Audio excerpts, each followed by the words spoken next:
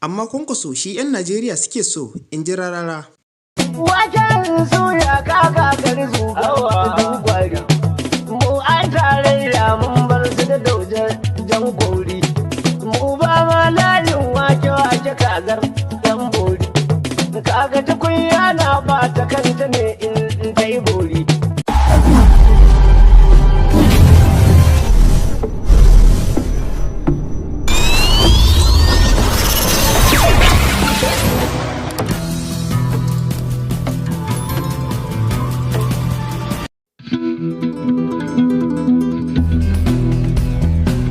Tofa yanzu wata sabuwa siyasar wannan shekara ta 2022 ko kuma ce 2023 tabbas ta zo da wani abu wanda ba a saba gani ba. Bayan shawarwarin da ake ba mawaki Dauda Kahutu Rarara na cewa inda yana so ya bawa gwamnatin jihar Kano mamaki ya koma yi wa Kwankwaso waka, mawaki Rararan ya fitar da wata sanarwa inda yake cewa gaskiya mu daina yaudarar kanmu, duk da ni ba a jam'iyyar NNPP nake ba, amma Kwankwaso shi 'yan Najeriya suke so, in ji Rarara. Me za ku ce? Wannan shine abin da Rarara ya faɗa akan ɗan takarar shugaban ƙasa Dr. Rabi'u Musa Kwankwaso, kamar yadda gidan jaridar Alƙiblar Arewa suka wallafa a shafinsa na Facebook.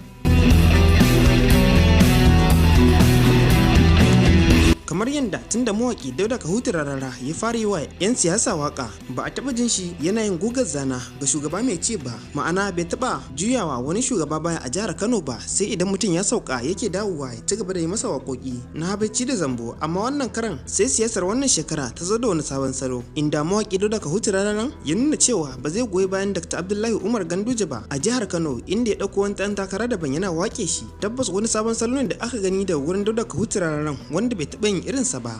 To hakan ne yasa al'umma suke ta bashi shawara da cewa ya je ya nemi yafiya kuma ya tuba a gurin gwamnatin jihar Kano domin ya ci gaba da samun alfanu a wannan gwamnati, ko kuma ya dawo wa dan takarar shugaban kasa da kuma dan takarar gwamnan da jihar Kano wato Abba Gida da Dr. Rabi'u Musa Kwankwaso ya dawo ya ci gaba da musu waka idan har yana so ran gwamnatin jihar Kano ya ɓaci. To yanzu dai karshen taka tik, domin kuwa za mu iya cewa yanzu Rararan ya yanke shawara, domin kuwa a hira da aka yi da shi da gidan jarida Rararan ya bayyana cewa gidan da yake zaune wanda ake magana za a rushe masa na jihar Kano, ya bayyana cewa wannan gida ko da a ce da akwai wayar wuta a samansa tabbas ba za a Ganduje ba zai sa a rushe masa ba, kamar yadda Rararan ya bayyana. Sai dai kuma Rararan ya nuna cewa tabbas wannan gida fa ba gwamnatin jihar Kano Dr. Abdullahi Umar Ganduje ne ya bashi ba, hakan ya nuna cewa wani daban ya bashi, inda ya bayyana cewa an bashi shi sannan kuma ya zo ya dan karkade shi, ya dan gyaggyara shi, ya ci gaba da zama a cikin wannan gida, inda a yanayin kalaman Dauda Kahutu Rararan ya nuna cewa wanda ya bashi wannan gida fa kamar mai mukamin gwamnati ne. To al'umma dai suna ganin cewa tabbas idan Rarara ya dawo wa dan takarar shugaban kasa Dr. Rabi'u Musa Kwankwaso waka a karkashin jam'iyyar NNPP, tabbas Rararan zai samu karbuwa a gurin al'umma, sannan kuma mutane ya su ƙara san shi, za a ƙara sanin sa kuma.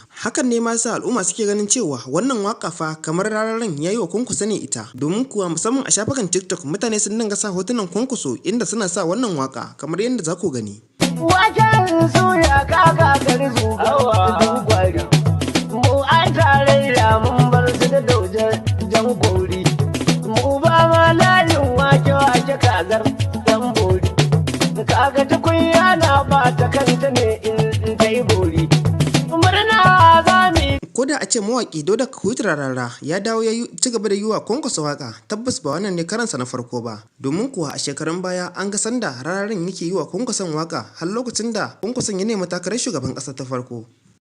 To kowa ya san Dauda Kahutu Rarara ya kasance tsohon mawakin injiniya Dr. Rabi'u Musa Kwankwaso ne, domin kuwa ya taɓa yi wa Kwankwason waka a lokacin da Kwankwason a karan farko a lokacin da Kwankwason ya nemi takarar shugaban ƙasa. Tabbas idan Rarara ya ci gaba da yi wa Kwankwaso waka ba wai ya fara bane ba, dama can an riga da an saba tsakanin Kwankwason da Rarara, domin kuwa Kwankwaso ya ba shi kyaututtuka da dama a lokacin da yake masa waka, sannan kuma ya samu alfanu da yawa a gwamnatin injiniya Dr. Rabi'u Musa Kwankwaso. To al'umma ya kamata ku tufa mana albarkacin bakin ku, shin kuna goyon bayan Rarara da ya ci gaba da yi wa Kwankwaso waka, ko kuma ce ya dawo ya yi wa Kwankwaso waka, ko kuma kuna goyon bayan Rarara ya ci gaba da yi wa Ahmad Bola Tinubu waka ya nemi yafiya a gurin Ganduje? Ku bayyana mana ra'ayinku a comment section.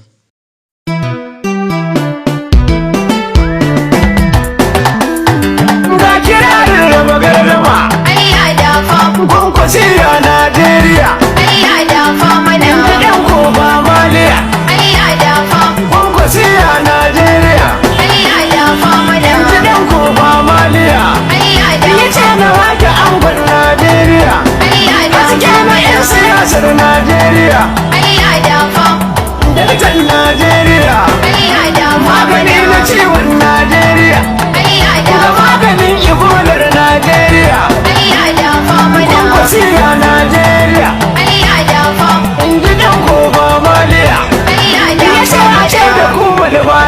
dangare Allah da kowa ya bi su shine mai kurkure Allah da sai mu kau da kuzu daga dangare Allah da za mu je yankin ma gangare Allah da duk wanda yake PDP yanzu ba zai gaya min PDP, duk wanda yake APC ba zai gaya min APC, amma na shiga na ga ba gurin zama bane. Aqidar su ba mai kyau bace, niyyar su da aikin su ba mai kyau bane, shi yasa muka samu kanma inda muke a halin yanzu. Kuma idan ba canji akai ba, ina tabbatar maka da cewar wannan ƙasa sai an shiga matsalar da kowa baya zato. Kai 8 a tara da 16 daidai take da matsalar da muke ciki a ƙasar nan.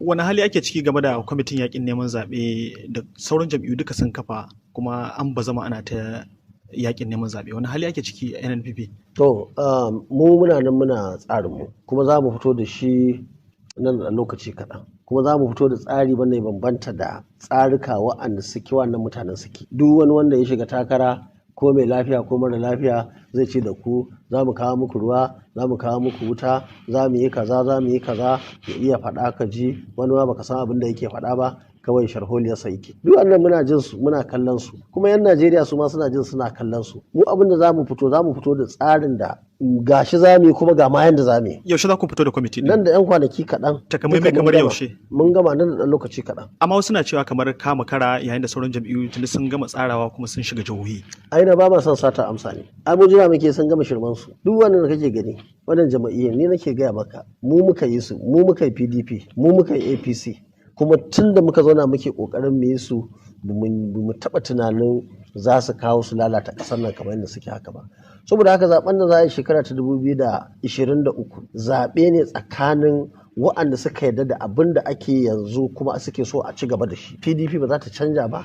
Ai na dawo daga APC na da PDP. Shi yasa yanzu kaga suka yi bari na fita daga cikinsu, sai yanzu suke cizon yatsa, suka yi bari Peter Obi ya fita daga cikinsu, suka yi bari gashi nan wuke yana ta wutsul zai bar su. Amma kai ma baka ga wasu za su ce kamar kayi bari ka fice daga cikin nasu? Wani bari ne? Kana ganin mutane suna ta shigowa kullum kwanan duniya, kuma zargi da sharace ba abin da ba za a yi ba. Wasu ma sai su ce wannan rubabbun jama'iyyan wai zan je in janye in bawa wani. Ta ina to? Akan dalilin me? Duk wannan mutane sun rasa yadda za su yi, shi ma suka kafa tarko a Kaduna. In je a ce an duba takarduna na yi magana, amma dai daga ƙarshe sun duba sun ga abin da ake so a yi shine ga wannan ɗan takara shi ya fi cancanta. Akwai wanda fa suka kafa jama'iyya irin wannan na Ahmadu Bello. Su ba san ma Ahmadu Bello ba su san ma abin da ya tsaya ba. Inda sun sani mutanen da suka gayyato ma suka zo a wannan abu da ba su kawo su ba. Amma takamaimai me yasa kake zuwa Kaduna gayyatar wannan dattawan arewa? Me tarkon? 2019 wannan mutanen su suka je Port Harcourt cikin dare. Duk wanda ya taho zaben mu suka ce arewa ta yanke hukunci. Wace arewa? Ba inda aka zauna a arewa, wai su ne arewa. Kuma idan suka ci gaba da wannan abu sai an fatattaka wannan tsarin na Kaduna domin ba shi da wani amfani a inda yake haka.